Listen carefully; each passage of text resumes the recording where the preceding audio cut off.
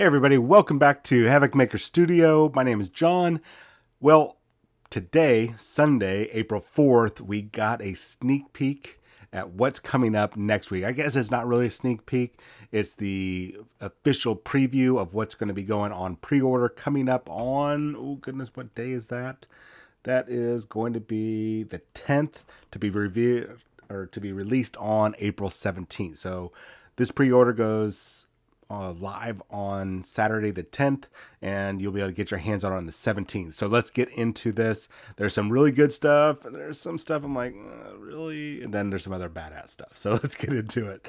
All right, so we knew that Warhammer Underworlds was getting a new team and some other releases coming, and boy, am I super excited because I've talked about this before, and I was really super excited about it.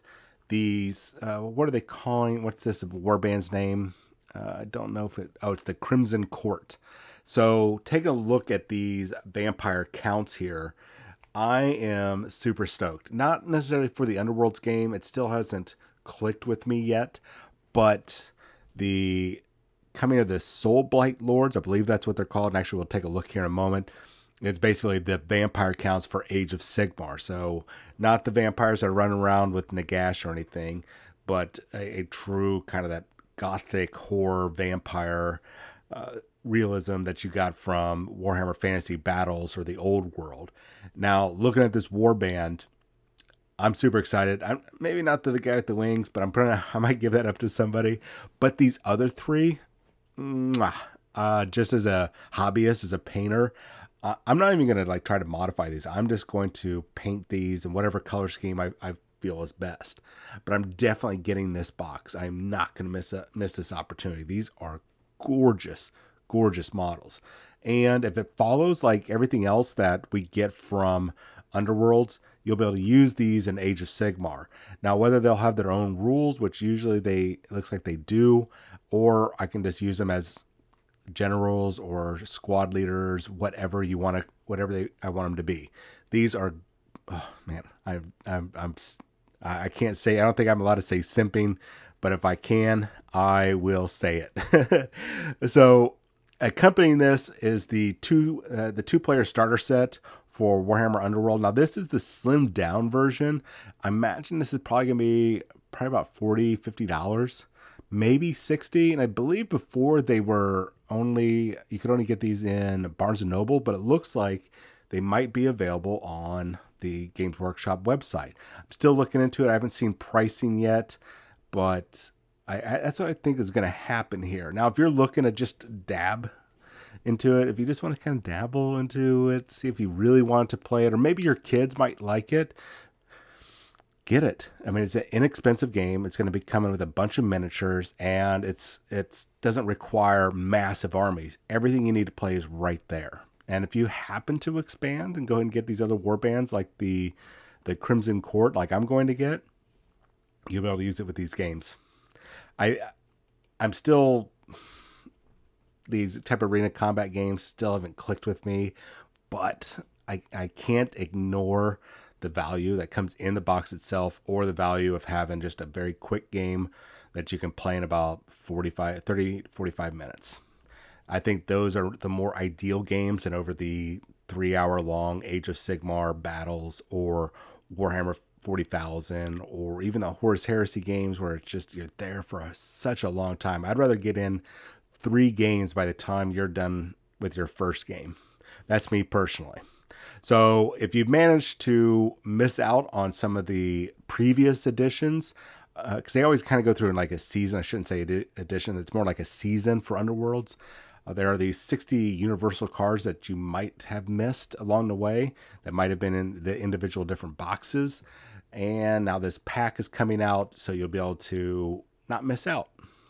That's a good thing. Now they got the Lady Harrow's Mournflight. Maybe that's what the name of that group is. Those dice are, man. I don't know how I feel. I'm gonna be honest. I don't know how I feel about these. Such an eclectic. I mean, all the colors do go together, but man, it's a riot of. I don't know. I don't want to say textures, but it hurts my eyes. But but they're pretty. So I'm not I'm not sure. But I'll tell you what, if I do get into Underworlds, I'll have to snag these dice because I'm going to want them to go along with my warband. A couple other things. If you had not gotten it yet, the issue 462 of the White Dwarf magazine has like 12 different codes in it. So if you want from Steam, if you want a whole bunch of Warhammer 40,000 or Warhammer Age of Sigmar, Fantasy Battle, whatever video games that have come out, there are codes in there that you can download from Steam for free. Well, I guess it's not free, so you have to spend like $8, $8 or $9 on the magazine. But when you're going to be getting a few $100s worth of video games, okay, it's worth it to me. All right, so here's the thing I'm kind of like, not too sure, not too happy about. You guys have heard me talk and put down Titanicus, the Adeptus Titanicus game, multiple times. The game is a solid game. It is definitely a fun strategic game that requires you to be thinking ahead. It's not just a beat 'em up game. There's a lot of paying attention to where your void shields or powers go into your void shields, movement, having the right facing to be able to shoot the targets, having the right grouping of miniatures, not just because they're cool, but because they're also complementary. All those things come into play. And these games are faster than Warhammer 40,000. But my one gripe about Adeptus Titanicus is they keep focusing on nothing but the Horus Heresy. This came out in 2017, I believe. Let's see, 18, or maybe it was 2018. I think it was 2018, fall of 2018. And that's 3 years now. We're coming up on full 3 years, maybe 4 years, but I think it's just 3 years. And we're still stuck with just loyalists and traitors. And I understand it's the Horus Heresy, but they've had all this time to expand. Now, this is not a very popular game necessarily here in the US, definitely popular over in Europe. However, they could get a much larger market if they would just open up to some additional races. So make a new version of the game. So 2.0, whatever. Or we're in the Indominus age, the Indominus Crusade, or whatever the current age is for Warhammer 40,000, and start sliding in the Tyranids or Orcs, Eldar. Maybe have some actual Chaos Titans, not the traitor ones. Right now, this game is it's a mirror match. It's Rock'em Sock'em Robots. That's all it is to me. And that's why I can't get too excited about this game. And now they're cranking out some books. They got the Loyalist Legios. So everything that you need to play the game, plus some new rules, some scenarios, and other things going to be in there, which means that there's going to be a traitor version of this book. And I imagine, I'm having a hard time telling if this is a full-size book or if it's like the graphic novel A4, I think it's A4 format. I imagine it's going to be about $50. Looking at the size of it, probably about $50. I wouldn't be surprised if it's $60 for this book. I'm guessing $50. And that's, 176 pages. It's probably going to be about $50. That's why I have a hard time getting involved in this. Now, and they got a new separate rule book coming. Oh, look at that. So maybe we're going to have to wait for Adeptus Titanicus 3.0 for them to come out with the other races. And this is, I think, what's kind of holding this game back. It is a very good game, and it requires more strategic thought, more tactical thought when you are maneuvering around the battlefield than other games like Warhammer 40,000. I'd say Age of Sigmar is more tactical than Warhammer 40,000.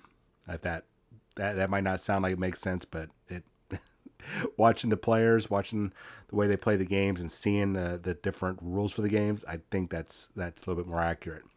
But they just need to change it up. Now, look, they got some great models. I would love to justify buying this model. I would have so much fun building it and painting it and playing with it. But I just don't want to face off against the same guys. And once again, since there's not a lot of players, it is a niche game for a niche hobby. So that makes it even more scarce. I can find probably more Wild West Exodus players. No offense, Wild West Exodus. than I can find Adeptus Titanicus players. I can find more Gaslands, which is actually a fun game. We're going to be doing an upcoming video for that in the future. I can find more people playing Gaslands and Team Yankee and Bolt Action that I can find playing Adeptus Mechanicus. So I wish they would get some variation, because it is a solid game. It's probably one of the most balanced, solid games that they have right now. And it's such a shame that it's not getting the proper attention. So, like I said, I'm not complaining in the sense that I hate it. I'm just complaining in the sense that they need to do more. So finally, it looks like there are going to be some more of their transfer sheets coming out. That's always a good thing. And you might even be able to use these for Warhammer 40,000. There's some awesome looking symbols on there, especially if you're an Imperial player. Now, Blood Bowl, well, we've got Death Zone, a new companion that's coming out. I have not read a whole lot about it, but I imagine it's going to have a lot of the new teams that are coming out for this new edition. And it looked like, it looks like they're just going to be sold separately. What do they call them? Let's see if we've got the names. I think it's like the something Barons and the, I don't know, face pounders, orc face pounders. And I'm hoping that these models here, the orc models and the goblins, are going to be kind of a sign of what we can expect from Warhammer 40,000 orcs. Now, we have seen a couple models from the Dragstas and the Jump Wagons and all that stuff to the recent classic figure that got re-released. And I'm assuming, and I think it's pretty safe to assume, based on all the new Age of Sigmar, Orc and Orruk models, and the newer models for Orcs for Warhammer 40,000, we are going to get some fantastic new Orc models. We saw that Squigoth Rider. The biggest thing that they need to do, and gosh, Games Workshop, I know it's probably too late, since Orcs will come out sometime probably this summer, this fall, probably in time for October, though. Don't wait until the end of October to release it. Don't call it Orctober and you have no releases until actually November. That's very bad of you. I'm really hoping that they've already got it into production, and we've got some brand new boys that are coming, new war boss and some new characters, a new type of weird boy. The models are outdated, just like the Eldar and just like some of the Astra Militarum models. So please, Games Workshop, do the right thing. Because you already dropped the ball with Dark Eldar. You didn't give us a new Archon. There's currently no Archon on your website. There's no plastic Archon. And I think the only thing we can get now is plastic Lilith in a box set, and a plastic Homunculus and Drazo or whatever. We can't even get a basic leader character. Come on, Games Workshop. I expect you to do better. I love you, but man, I expect you to do better. So we got some star players. Oh man, look at those star players, guys. I think that's the new Griff. Yep, it's the new Griff Oberwald. And what are they calling this guy? Varrig Ghoul Chewer. What a name. Oh man, he even has a ghoul put through his pauldron spike. Oh my gosh. Crom Iron Skull, if you end up buying this model right here separate and you want him converted and painted for Warhammer 40,000 War Boss, give me a call. I got you covered, bro. All right, so some new pitches. See, Blood Bowl does it right. They are doing what Adeptus Titanicus should be doing. Actually, every game that Games Workshop has is doing it right except for Adeptus Titanicus. They're constantly coming out with new races, new material, new pitches, new rule books with new rules in it. These are great. God. And look at this. We even got new refs. God bless it. Let me guess. These are probably from Forge World. Oh, it doesn't look like they're going to be from Games Workshop. Man, look at Adeptus Titanicus team. You need to give me a call. Send me an email. I can help guide you through it. And you can take all the credit. You can take all the credit for all the ideas. And I don't care. I just want that game to succeed. And I really need you to step up your game. So send an email. You can email the channel. Just let me know. Give me a call. Come visit. Whatever. I got you covered. So we got some other books. Now Farius books coming out. The Lost and the Damned, both in softback. Look at this Siege of Terra map. Shut the front door a full color A2 size. I've got one of these maps. It's for, oh, I don't have it here. It's for the McCrath or the McCrath saga or whatever. The whole big Astra Militarum war that went, the Sabbat Worlds. Oh, beautiful map. This is an Imperial Palace map. I might need this in my life for no reason. These maps are really cool. These are really cool. Oh man, god dang it, Games Workshop. Looks like we got some audiobooks, and that is it. But I wanted to jump over. I totally forgot about Soulblight Grave Lords. That's what they're called. So basically, the Vampire Lords or the Vampire Counts. Their book is going to be coming out probably, I'm guessing, in May. It's probably going to be the closer for their fiscal year, which ends in May, at the end of May. I'm betting that's going to be the May release, maybe mid to late April. Probably late April, maybe May. Oh my gosh, I cannot wait. That's why I want to get that Underworld's Warband, is because I'll be able to transport that over to Age of Sigmar Fantasy Battle, and I'll be able to take that over very likely to Warcry. That is why I like Age of Sigmar so much, is they have such a wonderful blend of all three of their games, Warcry, Underworlds, and the actual tabletop battle game, the Age of Sigmar game.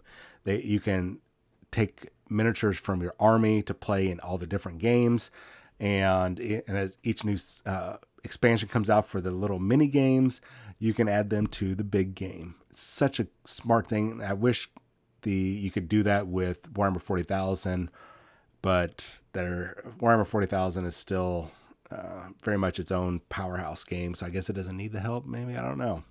All right, I'm starting to drag on. You guys have yourself a wonderful day. My name is John, and this is Havoc Maker Studio. I will talk to you shortly. We're going to be going over some other content coming later this week, and I'll talk to you soon.